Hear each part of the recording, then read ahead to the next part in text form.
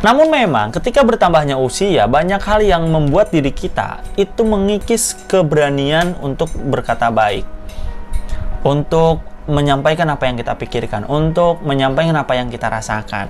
1, 2, dan 3.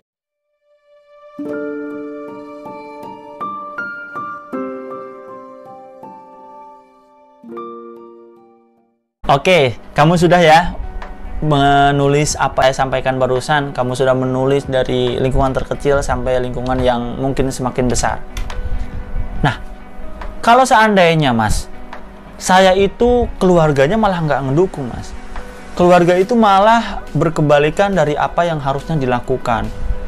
Malah memaki-maki, malah seringnya mengata-ngatai, kemudian mereka nggak sadar gitu. Melarang sana dan melarang sini tanpa apresiasi.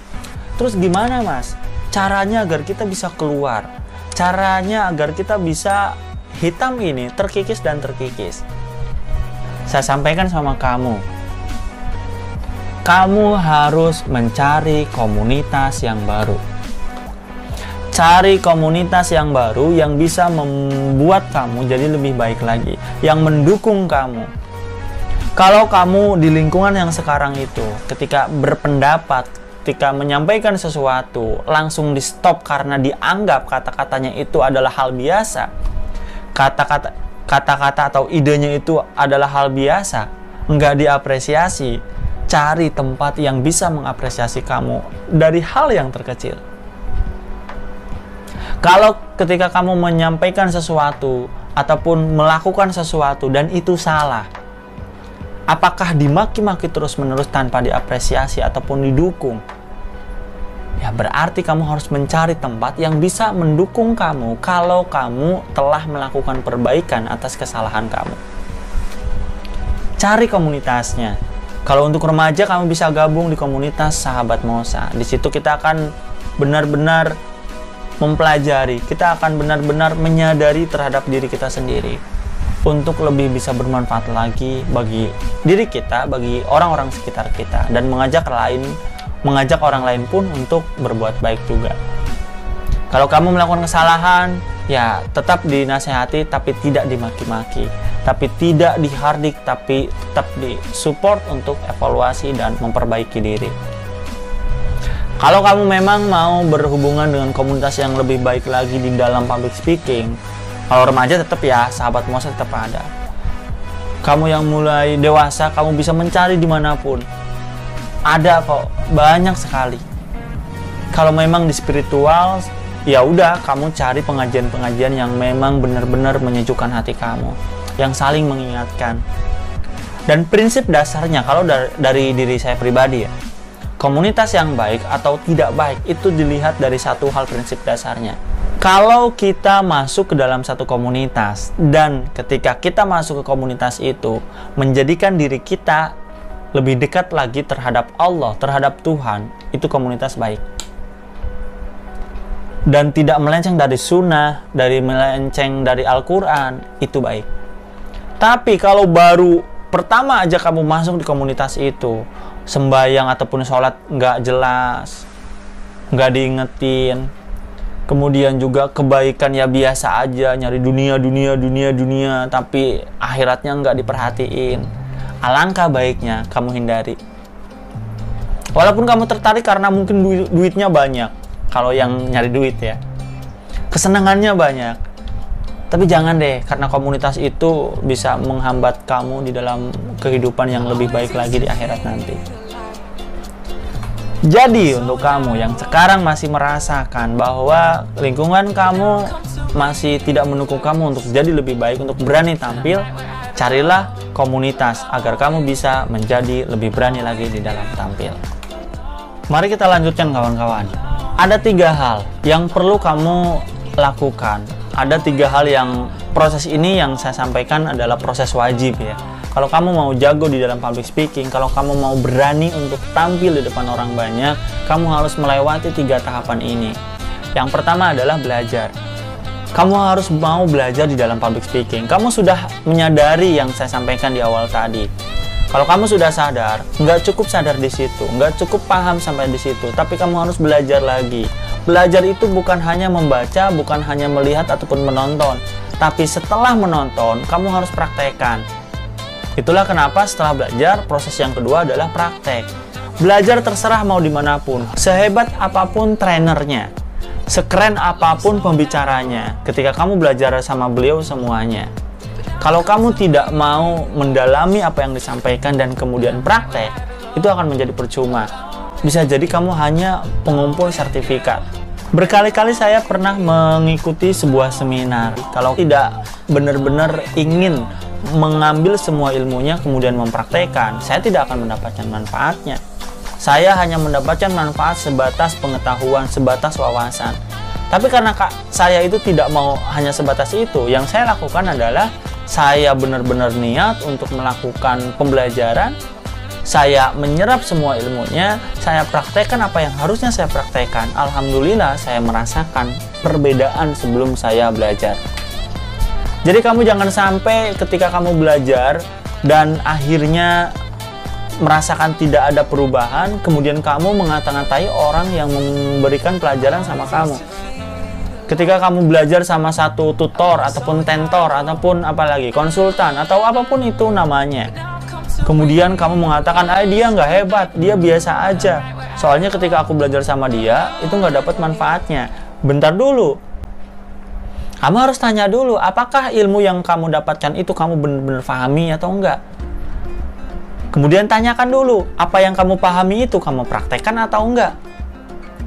Kalau dua itu kamu sudah jawab, dan jawabannya adalah belum dan belum, jangan salahkan orang yang menyampaikan. Karena pasti ketika menyampaikan orang tersebut itu, ada orang lain yang bisa merasakan manfaatnya. Karena dia benar-benar memahami, karena dia benar-benar bisa mempraktekkan. Jadi jangan dulu ketika kamu belajar, kamu mengatakan bahwa dia nggak baik, bahwa dia nggak kompeten, bahwa dia nggak keren. No, jangan sampai seperti itu.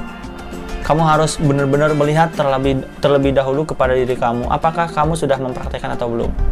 Kalau kamu sudah mempraktekkan, dua-duanya sudah memahami dan mempraktekkan, tapi ternyata belum dapat juga, ya berarti ilmunya belum cocok buat kamu. Saya katakan belum cocok, karena bisa jadi orang lain cocok. Kalau kamu sudah memahami dan mempraktekkan, tapi belum juga seperti apa yang kamu harapkan, berarti belum terlalu cocok. Carilah yang cocok sama kamu. Intinya jangan sampai pertama kali kamu belajar, terus kamu menjudge orang tersebut itu nggak bagus, kemudian nggak cocok sebelum kamu mempraktekannya. Terserah mau belajar dimanapun ya. Kalau kamu mau berani tampil silakan. Public speaking banyak kok. Atau kamu mau belajar dengan saya atau bareng belajarnya dengan saya secara privat, silahkan. Kalau yang di Jakarta dan sekitarnya, DKI lah, DKI dan Jabodetabek, kita bisa ketemuan untuk privat public speakingnya beberapa kali. Kalau memang di luar Jakarta, di luar daerah jangkauan saya, ya online ya, silakan aja. Yang kedua, praktek. Kalau kamu nggak mau praktek, ya nggak bakalan bisa kamu rasakan manfaat apa yang kamu memang harapkan. Praktek ini adalah kunci untuk kamu bisa jago. Kamu nggak usah belajar dimanapun, terserah ya. Kamu nggak usah belajar ketemu sama gurunya si A, si B, dan si C. Nggak usah ketemu. Kamu nggak usah belajar sama si A dan si B, si C, dan seterusnya. Asalkan kamu mau praktek, praktek, dan praktek. Ketika kamu nonton YouTube, ketika kamu belajar di sini nih, praktekin, lakuin lagi. Praktekin, kemudian lakuin lagi. Praktekin di depan seperti ini, lakuin lagi. Nanti di belakang saya akan sampaikan bagaimana caranya kita bisa praktek. Banyak cara, banyak opsi untuk kita bisa praktek di dalam public speaking agar kita bisa berani untuk tampil. Step by stepnya saya akan berikan nanti di belakang. Tapi intinya praktek ini sangat penting. Kamu nggak bakalan dapat hasil kalau kamu tidak mau praktek. Kamu nonton di sini sampai setengah jam, 1 jam, 2 jam bersama saya di kelas ini, kelas berani tampil. Ya kamu tidak akan bisa merasakan manfaat kalau kamu tidak mau praktek. Karena di awal saya memberikan pondasi terlebih dahulu sama kamu. Agar apa? Agar praktek itu bisa kamu lakukan. Karena apa? Yang sering saya sampaikan sama teman-teman semuanya.